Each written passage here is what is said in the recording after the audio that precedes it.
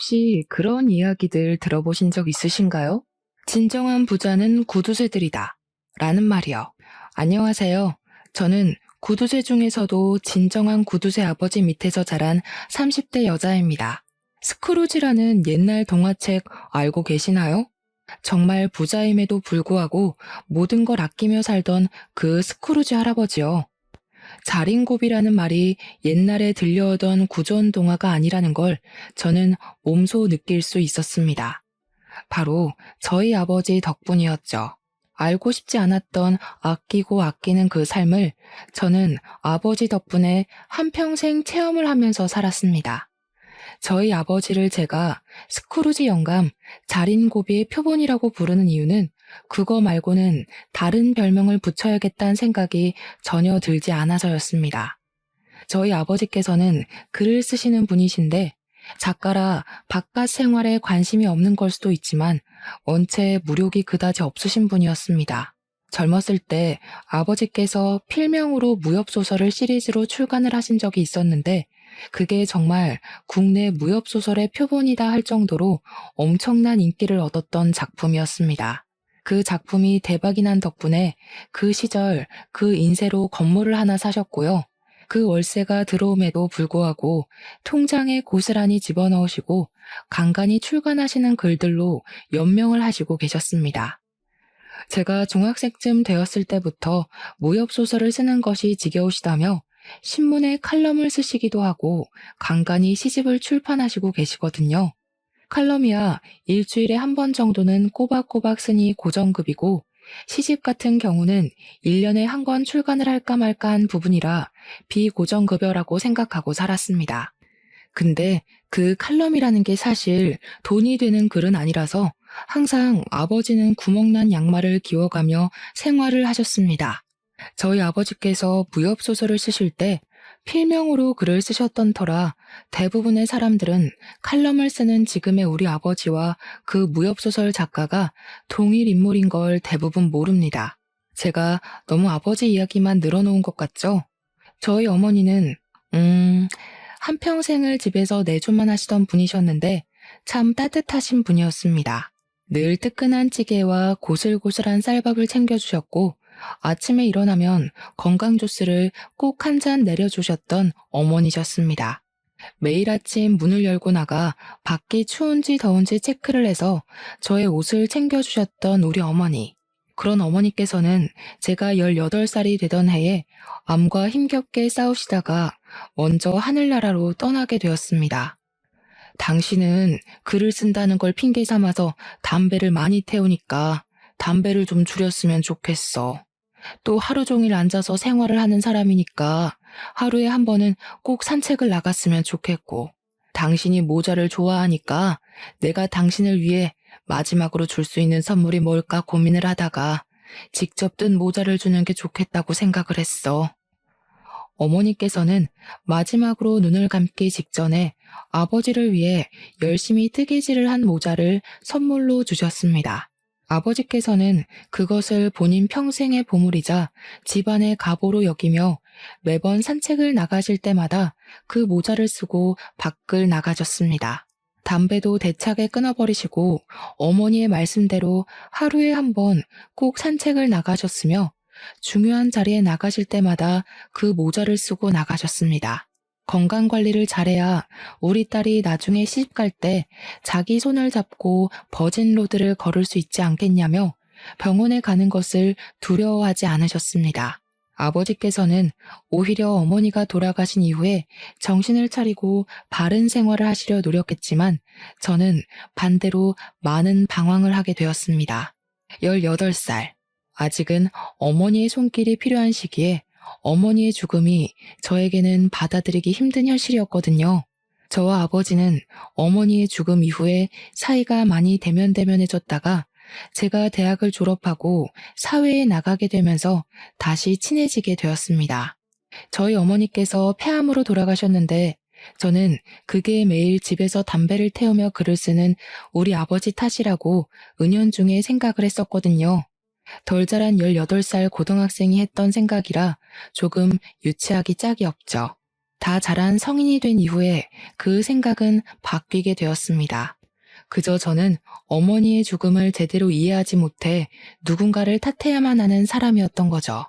아버지의 잘못이 아니라는 생각을 하게 되면서 저는 아버지에게 다시 온전히 마음을 열게 되었고, 아버지와 싸운 적은 없지만 화해를 하게 되었습니다. 아버지는 늘 글을 쓰시느라 바빴는데 저는 그런 아버지의 앉아있는 뒷모습을 보면서 꿈을 키워나가기 시작했습니다. 제 꿈은 부끄럽지만 소설가였습니다. 원래 부모에게 보고 자란 걸 그대로 따라가려는 습성이 있지 않겠습니까?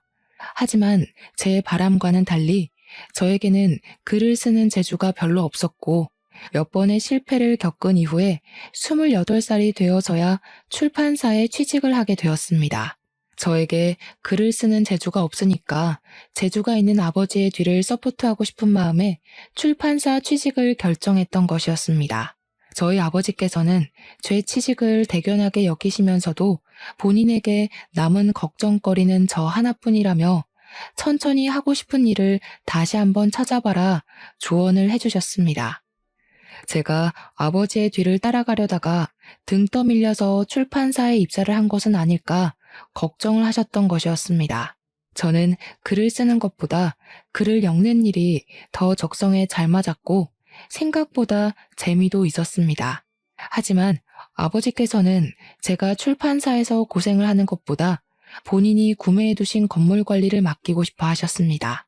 어차피 저에게 물려주려고 사둔 건물이었다고 하시면서 편하게 월세 받아먹으면서 살지 뭐 한다고 힘든 일을 하냐고 하셨습니다. 하지만 저는 그 건물이 우리 아버지의 전 재산이라는 걸 알고 있었기 때문에 그렇게 놀고 먹는데 사용하고 싶지 않았습니다. 우리 아버지의 무협소설 인쇄로 사신 건물이니까요. 아버지는 항상 야가 빠지지 못한 저를 걱정하셨습니다. 좋은 남자를 만나서 시집을 제대로 갔으면 좋겠다고 하시면서 남자 보는 눈이 없는 저를 걱정하셨습니다.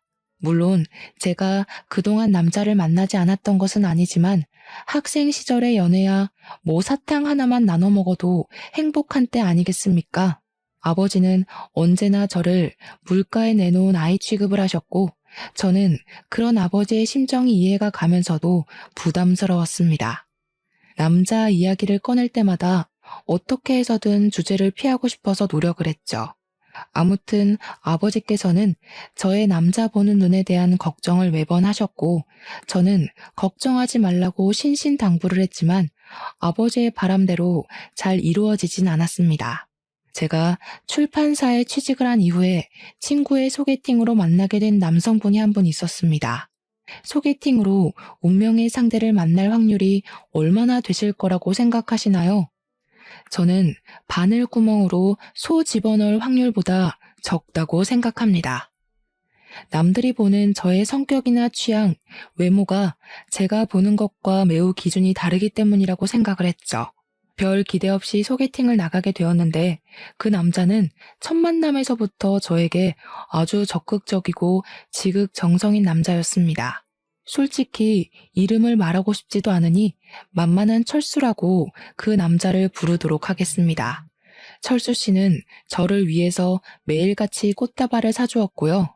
기념일이 되는 날마다 오늘의 향기를 기억하자며 향수를 선물해주던 남자였습니다.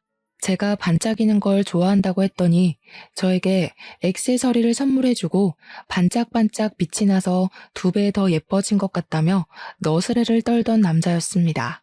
저는 그런 로맨틱한 모습에 푹 빠지게 되었고 철수 씨가 저에게 보여준 모든 이벤트에 감동을 하게 되었습니다.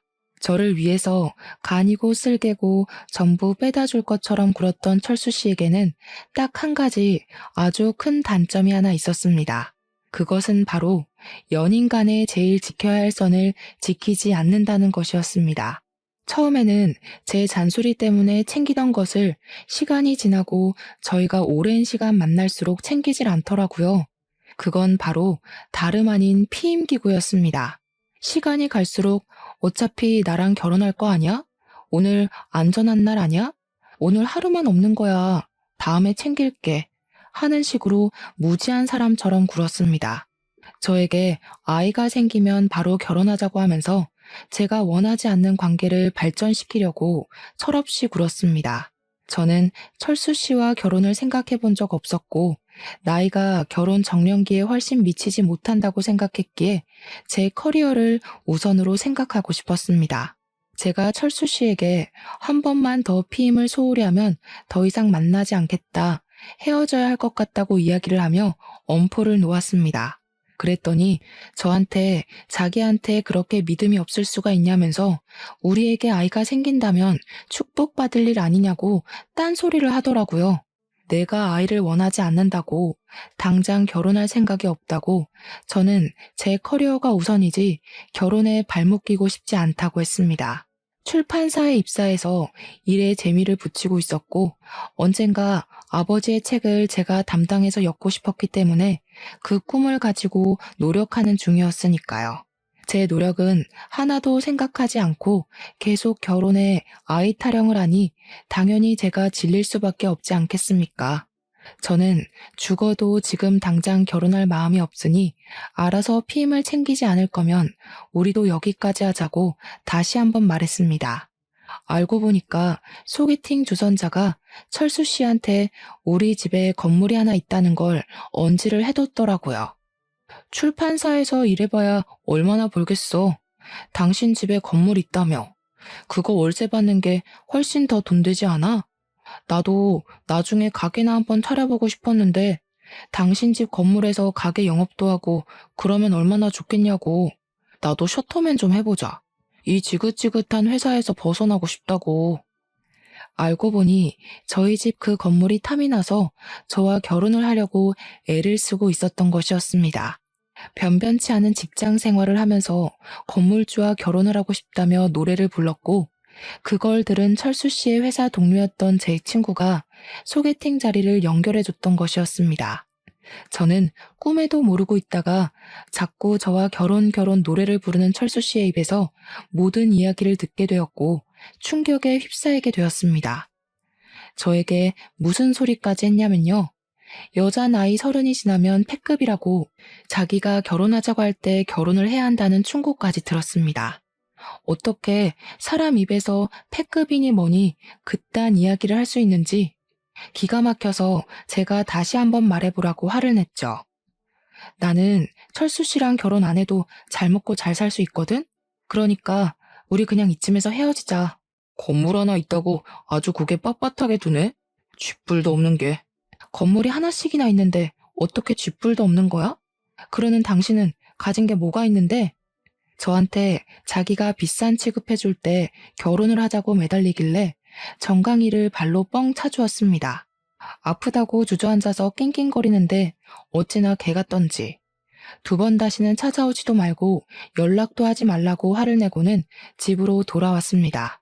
당연히 돌아온 이후에는 소개팅을 조선해준 친구와도 한바탕 싸움이 났고요. 그 친구랑도 연을 끊어버렸습니다. 나중에 전해 들었는데 철수 씨는 저랑 헤어진 이후에도 건물주 여자를 찾는다고 온 동네방네 소문을 내고 다닌다네요. 그렇게 철수 씨와 헤어진 다음에 만난 2번째 남자친구는 말입니다. 이놈도 길게 이야기하고 싶지 않으니 이름은 민수라고 하겠습니다. 민수 씨는 아주 얼굴이 잘생긴 편이었는데 잘생긴 남자들은 그거 아시죠? 꼴값을 떤다는 말입니다. 우연히 술을 먹다가 합석을 하게 되면서 안면을 튼 게 첫 만남이었는데 아무래도 술자리에서 만난 사람이니만큼 깊은 정을 주진 않았던 사람이었습니다.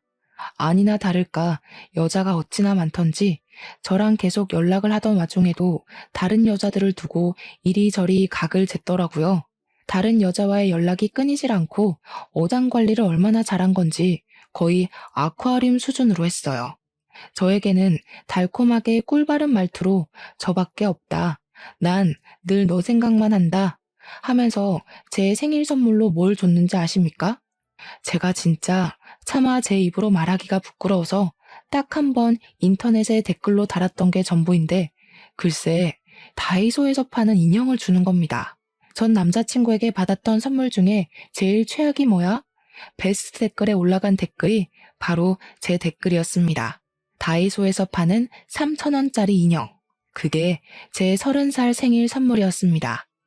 더 어이가 없는 건 제 생일 선물로는 3,000원짜리 인형을 줘놓고 지 생일 선물로는 명품 지갑을 사달라고 조르는 아주 제비 같은 놈이었다는 겁니다.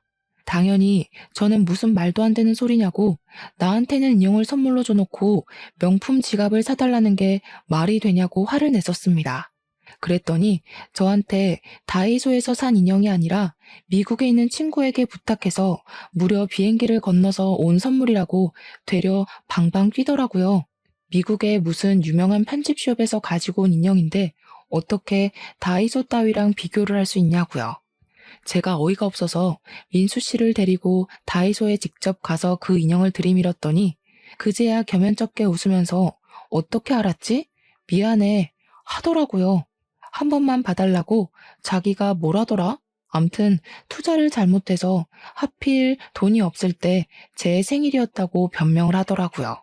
생일 선물로 다이소 인형을 받고 헤어졌다고 하기엔 저도 자존심이 좀 있어서 딱 한 번만 넘어가 주기로 했었습니다. 그런데 그 뒤로 저한테 이거 사달라 저거 사달라 아주 본색을 드러내더라고요. 남자친구한테 이거 하나 못 해주냐고 쪼잔하다는 식으로 말을 하는데 제가 왜 그걸 참고 있겠습니까? 당장 헤어지자고, 나는 너한테 이런 거 저런 거 선물해주는 사람이 아니고 물주도 아니다. 다른 여자한테 가서 구걸해라 했습니다. 깔끔하게 정리를 했다고 생각을 했는데 글쎄 SNS에다가 저를 아주 나쁜 년으로 몰아넣는 듯한 글을 썼더라고요. 깊게 만나던 여자에게 가지고 싶은 물건이 있어서 사달라고 했더니 나한테 거지라고 했다. 다른 여자한테 가서 구걸을 하라던 그녀. 그녀는 정말로 나를 사랑했던 게 맞을까? 이런 글을 써둬서 제가 기가 막혀서 콧물이 흐를 지경이었습니다. 그러더니 저에게 따로 연락이 와서는 저랑 만나면서 돈을 얼마나 썼는지 아냐고 돈돈 타령을 하더라고요. 그 소리 듣는 게 짜증나서 얼마 썼는지 일목요연하게 정리를 해서 보여주면 정산을 해주겠다고 이야기를 했습니다. 6개월을 만났는데 만나면서 저를 위해서 썼던 돈이 고작 112만 원이더라고요. 물론 제가 쓴 돈을 빼면 반의 반도 안 될 것 같았습니다만 거지 새끼가 계속해서 돈 타령을 하는데 제가 그 돈 못 줄 건 아니라는 생각이 들었습니다. 일주일에 한 번은 꼭 만난 것 같은데 고작 112만 원이 뭔가 싶긴 했죠. 계산을 해보니까 한 번 만날 때 4만 원도 안 쓴 것 같더라고요. 그래서 정확히 56만 원을 송금하면서 민수 씨의 112만 원어치의 사랑 아주 기가 막히게 잘 받았다고 비꼬며 연락을 했습니다. 더 웃긴 건 뭐냐면요. 헤어지면서 쓴 돈을 정산해서 반뚝 잘라보낸 게 저밖에 없었나 보더라고요. 아무래도 자기가 진국을 못 알아본 것 같다고 매달리더라고요. 다시 만나면 정말 잘해줄 수 있다. 다이소 인형이 아니라 명품 가방을 사주겠다며 저를 아주 속물 취급을 하더라고요.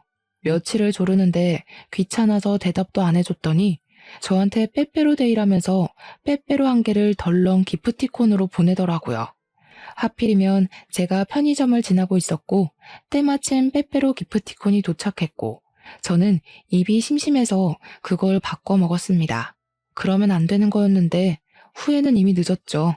제가 바꿔 먹은 걸 알았는지 저한테 다음 주에 자기 생일이라면서 명품 키홀더를 가지고 싶다고 링크를 보내더라고요. 어이가 없어서 저도 기프티콘으로 빼빼로 한 개를 덜렁 보냈습니다.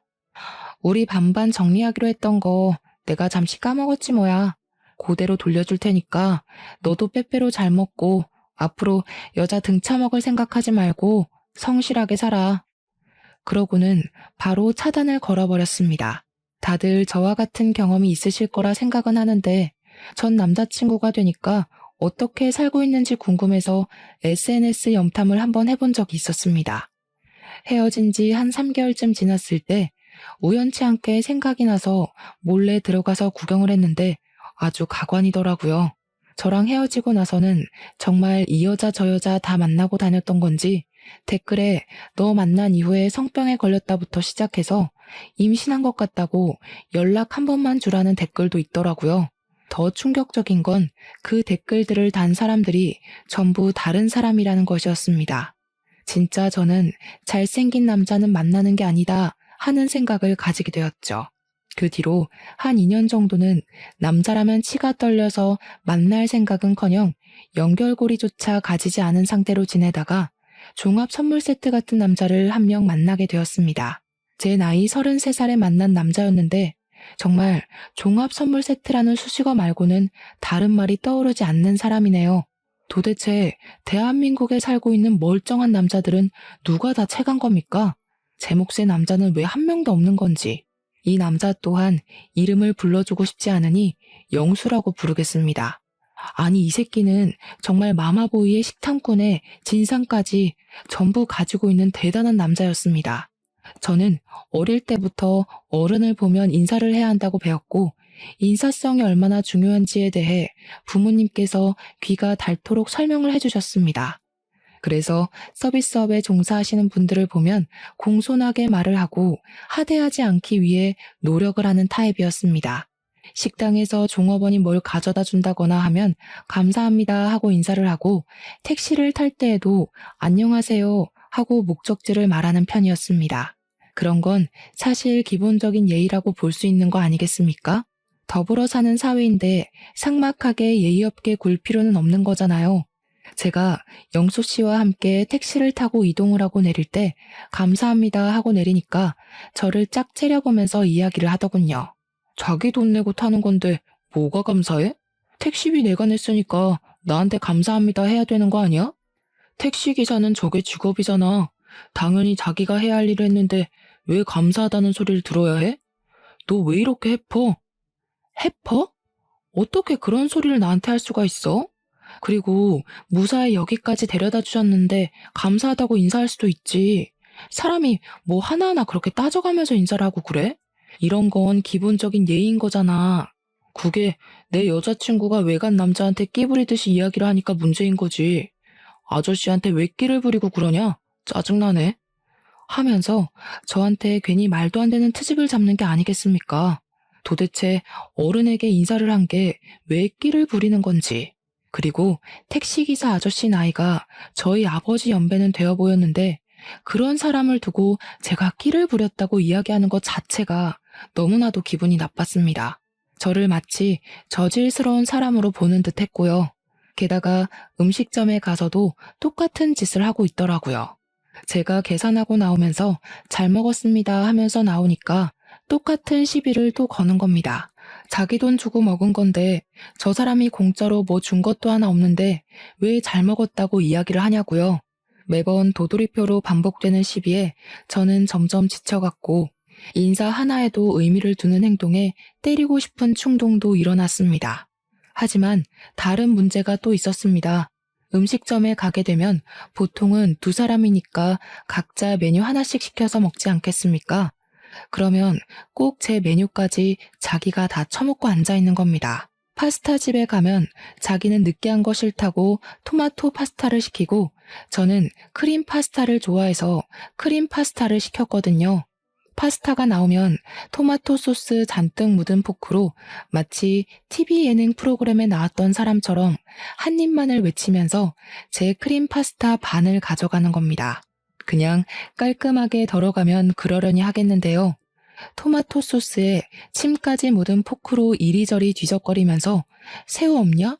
새우 줘라 하면서 가져가는데 진짜 밥 먹을 때마다 줘 패고 싶은 게 한두 번이 아니었습니다. 비위가 강한 사람도 그 꼴을 보면 바로 화장실에 달려가고 싶을걸요? 제가 입맛 뚝 떨어져서 포크를 내려놓으면 그때부터 잔소리 시작이었습니다. 뭐야, 벌써 그만 먹게? 너는 왜 이렇게 입이 짧냐? 그래놓고 욕심부려서 시키긴 왜 이리 많이 시켜? 아, 나 진짜 크림 파스타 별로 안 좋아하는데 남기는 거 아까워서 내가 다 먹어야겠네. 생색이라는 생색은 다 내면서 자기 입으로 우걱우걱 쳐넣는데 내려놓은 포크로 한번 찍어봤으면 좋겠다 싶더라고요. 제가 웃으면서 네가 다 처먹으니까 이렇게 많이 시키는 거라고 이야기를 하면 자기 밥 먹는 걸로 눈치 주는 거냐고, 이래서 어떻게 같이 살겠냐고 하더라고요. 도대체 누가 할 소리를. 거기다가 밥값을 자기가 내냐고요. 요즘 현대사회는 무조건 반반이라면서 더치페이 하자고 하는 겁니다. 나중에는 제 입으로 들어가는 그 한 입까지 아까운지 저한테 데이트 통장을 만들어서 사용하자고 하더라고요. 제 나이 33살. 도대체 남자친구한테 얻어먹기는커녕 돈을 더 쓰고 있는 느낌이니 못 견디겠더라고요. 대차게 헤어지자고 했더니 저한테 죽어도 안 될 말이라고 하더라고요. 우리 엄마가 그러는데 너랑 나랑 궁합이 진짜 좋대. 그래서 너랑 결혼을 해야 내가 잘 된다더라? 나랑 궁합을 언제 봤는데? 그리고 당신 내 생일도 모르잖아. 왜 몰라? 당연히 알지. 내가 지난번에 네 주민등록증 가방 뒤져서 봤어. 왜 남의 허락도 받지 않고 가방을 함부로 뒤져서 봐? 장난해? 아니, 우리 엄마가 궁합 봐야 한다고 네 생년월일 알아오라고 하잖아. 진짜 용한 무당이래. 너랑 나랑 궁합이 최고라고 절대 헤어지지 말라고 했어. 우리 엄마 눈에 드는 게 보통 까다로운 일이 아닌데 말이야. 네가 사주팔자 잘 들고 태어나서 떡하니 통과 아니냐. 야, 너는 그냥 너네 엄마랑 평생 살아. 당연히 우리 엄마랑 평생 살아야지. 나는 결혼하고 나서도 당연히 우리 엄마 모시고 살 거야. 자기가 이해해줄 거라고 생각했어. 너희 엄마와 너의 인생 계획에 도대체 나는 왜 끼워 넣니? 나는 앞으로 평생 빼주라. 그러고는 뒤도 돌아보지 않고 나와서 차단을 걸어버렸습니다. 궁합 타령에 엄마 타령까지. 진짜 종합 선물 세트 말고는 다른 말로 설명이 안 된다는 말 공감하시겠죠? 제가 번번이 연애에서 실패를 하고 있으니까 저희 아버지의 주름이 깊게 패는 것은 물론이고 걱정도 엄청나게 하시더라고요. 저한테 진짜 진지하게 관상학이라도 배우는 게 어떠냐고, 어떻게 만나는 인간마다 그럴 수가 있냐고 하시더라고요. 책을 한 권 던지시면서 관상을 배우면 도움이 많이 된다더라 하시는데 제가 죄송스럽기도 하고 부끄럽기도 하고 참 할 말이 없더라고요. 그렇게 회사에 뼈를 묻자는 마음으로 일을 하는데 저희 출판사 부장님이 넌지시 저를 부르더니 소개팅 한번 해볼래? 하시더라고요. 당연히 저는 웃으면서 아니요 싫습니다 하면서 딱 잘라 거절을 했습니다. 부장님께서 의아하게 쳐다보시길래 제가 관상 배우고 나면 그때 소개팅을 시켜달라고 부탁을 드렸습니다. 관상은 왜 배우냐고 물어보셔서 사실은 만나는 남자마다 하나같이 하자가 있는 놈들이라 관상 좀 보고 만나려고 한다고 이야기를 했습니다. 그러니까 부장님께서 저한테 껄껄 웃으시면서 이 사람은 자기가 보증하는 사람이라고 이야기를 하시더라고요. 부장님이 보증을 하신다고 하니까 이상하게 더 못 믿겠는 마음이 드는 거 공감해 주시려나요? 원래 남자가 말하는 좋은 남자만큼 나쁜 남자도 없다고 하잖아요. 그래서 웃어넘기고 말았는데 그날 이후로 부장님이 계속 한 번만 만나보라고 말씀을 하시더라고요. 사람이 진짜 진국이라고 저도 본인이 무척이나 아끼는 사원이니까 둘이 만나봤으면 좋겠다고 너무 잘 어울릴 것 같다고 말입니다. 하필 부장님께서 직접 주선하시는 자리이다 보니까 제가 거절을 하기가 좀 애매하더라고요. 한 번, 두 번이면 괜찮은데 얼굴을 마주할 때마다 그 소리를 하시니까 결국 저도 한 번만 만나보겠다고 아니면 바로 도망칠 거라고 이야기를 했습니다. 솔직히 연이은 실패로 인해서 대충 자리만 때우다가 나와야지 하는 마음으로 기대감도 없이 나갔습니다. 근데 첫인상이 너무 좋으신 분이 앉아있는 거 아니겠습니까? 제가 그동안 만났던 사람 중에 도를 아십니까 하는 사람만 없어서 긴장감을 늦추지 않았습니다. 키도 크고 생긴 것도 나름 멀쩡하고 같이 걸어 다녔을 때 쪽팔리지 않을 것 같은 사람이었는데 옷 입는 센스가 참 좋았습니다. 혹시 패션 쪽에서 일을 하시나 싶어서 직업을 물어보니까 소아과 의사라고 하더라고요. 그게 참 의외였습니다. 사실 생긴 건 공부 잘하게 생기진 않았었거든요. 거기다가 애들을 좋아하는 소아과 의사라고 하니까요. 제가 놀래서 소아과 의사요? 하니까 그분이 웃으면서 자기가 애들을 좋아해서 소아과로 갔다고 하시더라고요. 제가 공부를 꽤 잘해서 성적 맞춰서 의대에 가긴 했는데 소아과가 제일 마음에 남더라고요. 요즘 애 낳는 사람들이 별로 없어서 인기가 있는 과는 아니지만 어딘가에 아이가 한 명이라도 있으면 제가 살려야 하지 않을까 하는 사명감이 들었습니다. 지금은 동네에서 작게 수학과를 하고 있는데 나름 유명해져서 그런지 환우들이 조금 있어요. 저는 진중한 그의 말에 푹 빠져들게 되었습니다. 아이 좋아하는 사람치고 나쁜 사람 없다고 하지 않겠습니까? 동네 아이들이 많은 건 아니라 늘 손님이 많은 건 아니지만 먹고 살 만큼은 있다고 하더라고요. 건물주를 잘 만나서 그런 건지 몇 년 동안 월세도 동결되어 있고 해서 부족하지는 않다고 하는데 그때 처음으로 알았습니다. 의사라고 전부 떼돈을 버는 건 아니구나. 사명감을 가지고 일을 하는 사람도 많구나 하는 것을 말입니다. 제 나이가 35살일 때 만나게 된 인연이라 그런지 탐색전이 생각보다 꽤 길게 이어지게 되었습니다. 아무래도 제가 그전 연애에서 당한 것들이 꽤 많았고 나이도 있는지라 조심스러워지는 건 어쩔 수 없더라고요. 그래도 제가 출판사에서 일을 하고 있는 건 민우 씨도 알고 있었고 사는 동네까지는 서로 오픈을 하게 되었습니다. 그 사람은 우리 집에서 별로 멀지 않은 곳에 병원이 있었고요. 제가 사는 동네에서는 15분 정도 더 떨어진 곳이었습니다. 민우 씨의 병원 근처에 저희 아버지 소유의 건물이 있었는데 그런 것까지는 일부러 오픈을 하진 않았습니다. 사실 이 사람이 또 어떤 폭탄일지 모른다는 두려움이 있었거든요. 민우 씨와 저희 집 거리가 차로 20분 정도 되었는데 그래서인지 퇴근하고 나서도 가끔 만나서 밥을 먹거나 차를 한 잔 마시기도 했습니다. 민우 씨는 술이 잘 안 받는 체질이라면서 술은 절대로 입에 대지 않는다고 하더라고요. 그 부분이 참 마음에 들었습니다. 그렇게 한 3개월이라는 시간을 만나다 보니까 바른 생활을 하는 사람이고 여자도 없고 식탐도 없고 매너도 좋고 마마보이도 아니더라고요. 괜찮다 싶어서 제가 먼저 연애를 해보자고 이야기를 꺼내니까 쑥스러워하면서 사실 자기도 언제 이야기를 할까 타이밍을 보고 있었다고 하더군요. 우리는 그렇게 연애를 시작했고 저는 부장님께 감사한 마음을 담아서 명품 넥타이를 선물해 드렸습니다. 부장님이 벌써 결혼 준비하는 거냐고 화들짝 놀라시길래 결혼은 아니고 연애 시작했다고 정정해 드렸죠. 그렇게 저희의 연애는 순조롭게 물 흐르듯이 이어져서 2년이라는 시간을 만나게 되었고 37살에 결혼을 약속하게 되었습니다. 민우 씨의 나이가 저보다 2살 더 많았기 때문에 더 늦기 전에 결혼을 하는 것이 좋겠다는 생각이 들었고 양가에서도 은근히 바라는 눈치였습니다.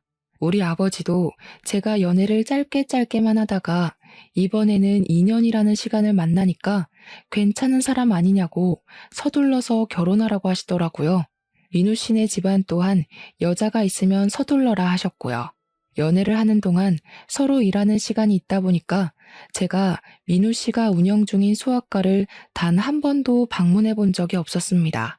결혼 준비를 하게 되면서 제가 하루 연차를 내고 소아과는 오전 진료만 하고 같이 웨딩 박람회를 보러 가기로 약속을 잡았습니다. 주소를 불러주길래 소아과로 찾아갔는데 이상하게 거리가 낯이 익더라고요. 왜 진작 눈치를 채지 못했었는지. 민우 씨의 소아과가 바로 저희 아버지의 건물에 새들어 있었더라고요. 이것도 인연이다 싶고 이렇게 인연이라는 게 중요한 거구나 하는 생각이 들더라고요. 아마 부장님이 아니었어도 언젠가 한 번쯤 만날 운명이 아니었을까 싶어 속으로 혼자 신기했습니다. 아무튼 그날 웨딩 박람회에 가기 위해서 소아과 밑에서 민우 씨를 기다리는데 민우 씨가 누군가와 같이 내려오더라고요. 느낌이 딱 봐도 민우 씨의 어머니, 즉 예비 시모 같아 보였습니다. 근데 하필이면 건물 주차장이 만석이었고 제가 주정차 위반 딱지가 날아오는 골목에 잠시 정차 중이었거든요. 내려서 인사를 드릴 수가 없어서 창문만 내려서 인사를 드렸는데 시모의 표정이 영 좋지 않더라고요. 제가 너무 예의가 없었나 보다 하는 생각이 들었습니다.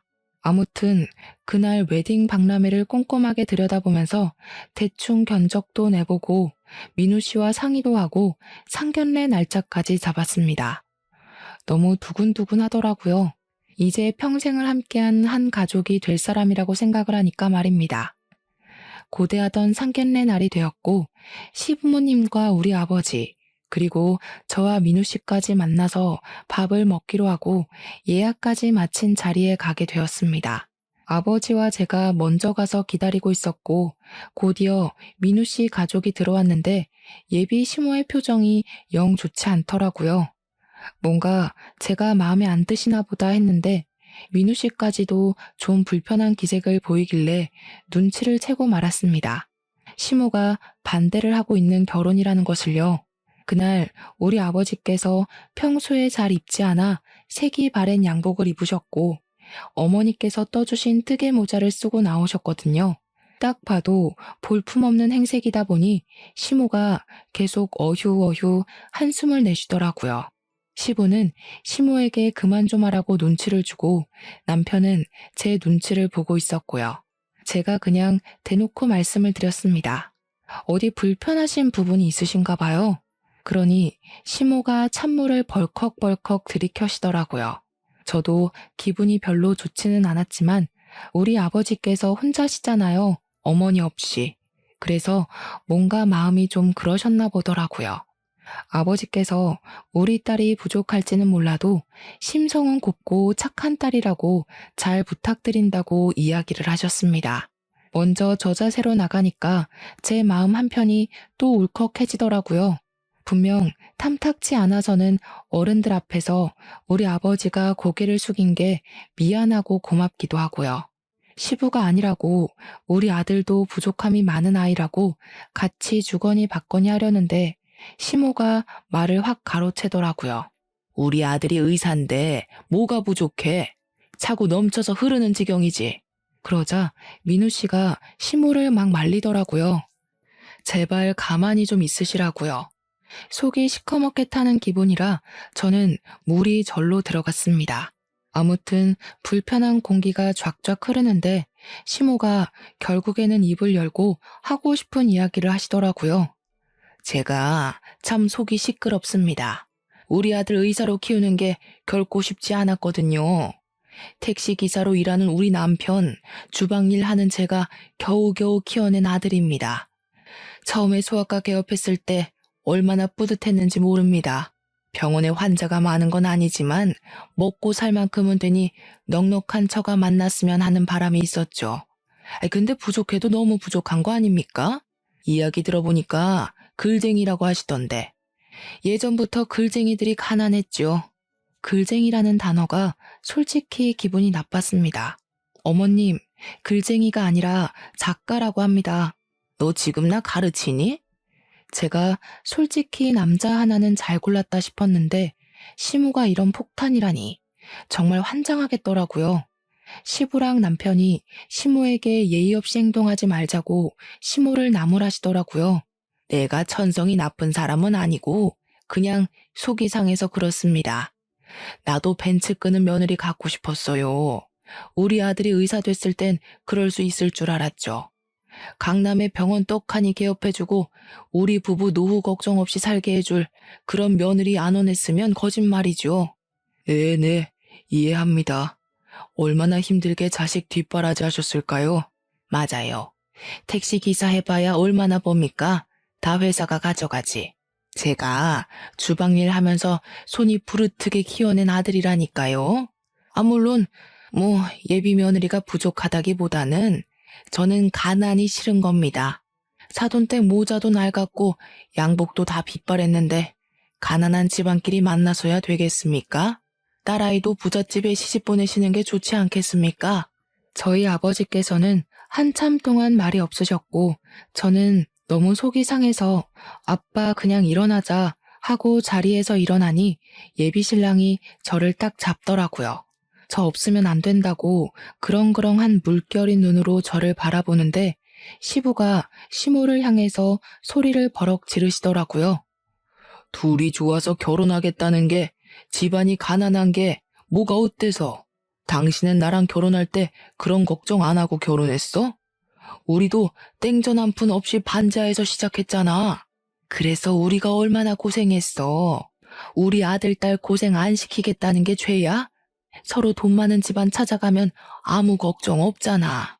그 말을 듣는데 시모가 절 싫어해서 이렇게 반대를 하는 건 아니구나 하는 생각이 들었습니다. 처음에 저를 보고 불편한 표정을 지었던 것도 제 차가 오래된 국산차라서 그런 거였더라고요. 참 속물인 것 같으면서도 실속은 챙기지 못하는 속물이구나 싶었습니다. 근데 그때 저희 아버지가 그러시더라고요. 자네가 지금 새 들어있는 그 건물 말일세. 월세가 몇 년간 동결이었지? 지금 제가 개업한 지 6년 차인데 6년 동안 월세가 오른 적이 없습니다. 내가 그 월세를 좀 올려받으면 우리 집 살림이 넉넉해질 텐데. 그러자 시모가 저희 아버지를 빤히 보더라고요. 제가 그 건물 월세를 지금 시세에만 맞춰도 우리 딸 벤츠도 사줄 수 있습니다. 물론 월세를 올리지 않아도 제 인세면 사줄 수 있긴 하지만 우리 딸이 직장인인데 벤츠 끌고 다니면 부담스럽겠죠. 유지하는데 돈이 많이 들 거고요. 딸이 싫다고 할 게 뻔해서 안 해주는 겁니다. 제가 지금은 시집이나 쓰고 칼럼이나 끼적이긴 하지만 소시적에 잘 나가는 무협소설가였습니다. 필명이 심적이었는데 아시는지요? 그러자 시부가 그게 사실이냐고 자기가 정권을 소장하고 있다면서 호들갑을 떨었고 시모도 얼떨떨해 하셨습니다. 요즘은 이북이라고 해서 휴대폰으로도 볼 수가 있습니다. 덕분에 재출간이 되면서 인세도 섭섭지 않게 들어오지요. 그 건물도 인세로 구매한 건물입니다. 글쟁이가 가난하기만 한 것은 아닙니다. 제가 글 쓰느라 우리 마누라 아픈 것도 몰랐던 무지렁이였지만 딸만큼은 정말 귀하게 키웠습니다. 성실하고 착하게 키웠으니 너무 노여 마시라 하니까 시모가 결국에는 저희 아버지에게 진심을 담아 사과하셨습니다. 죄송합니다. 제가 건물 때문에 사과드리는 건 아니고 비뚤어진 모성애였습니다. 아이들이 좋다고 하면 좋은 거죠. 제가 잠시 가난한 게 너무 싫어서 쓸데없는 걱정을 했습니다. 그러자 아버지도 웃으시면서 그 가난함 본인도 잘 안다고 무협소설이 성공하기 전엔 자기도 그랬다며 위로를 건네셨습니다. 시부는 집안이 부족하지만 잘 보살펴달라 하셨고 남편도 무릎 꿇고 저와 결혼하고 싶다고 다시 한번 말을 했습니다.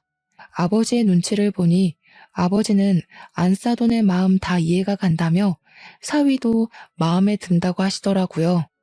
결국 시모는 눈물을 보이셨고 모자가 너무 낡아서 오해했다고 하셨습니다.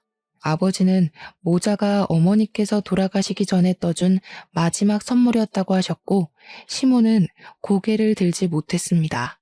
다시 한번 사과를 함으로써 훈훈하게 상견례를 마무리했고 저희는 그렇게 부부가 되었습니다. 그렇게 결혼한 지 4년째, 우리 아버지는 10년째 월세를 동결하고 계시고 저는 출판사에서 당당히 승진을 했으며 아버지의 새 시집을 제가 엮어 출간했습니다. 아, 저는 아이도 하나 낳았고요. 지금은 시모가 즐겁게 아이를 돌봐주시고 계셔서 복직을 할 수 있었답니다. 삐걱거림이 있었지만 결국엔 하나가 된 저희 가족. 앞으로의 밝은 나날을 걸어갈 수 있도록 저희의 삶을 축복해 주시고 응원해 주세요.